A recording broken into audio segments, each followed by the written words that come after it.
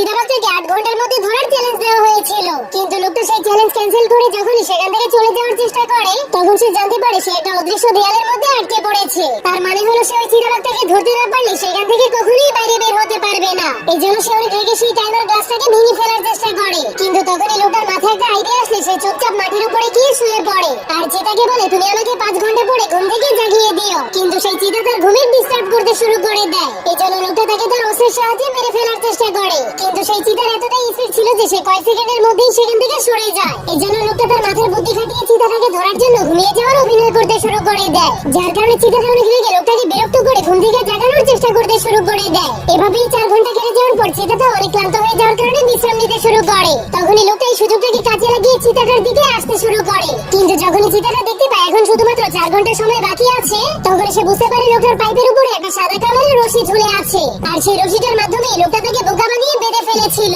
আর এখন সেই চিতাটাকে ধরার জন্য লোকটাকে শুধুমাত্র তার রশিটাকে গোছাতে হবে। এটা দেখার পর চিতাটা অনেক ভয় পেয়ে এদিক ওদিক দৌড়াতে শুরু করে দেয়। পরের পর্ব দেখতে চাইলে অবশ্যই কমেন্টে পার্ট 2 লিখে দিন।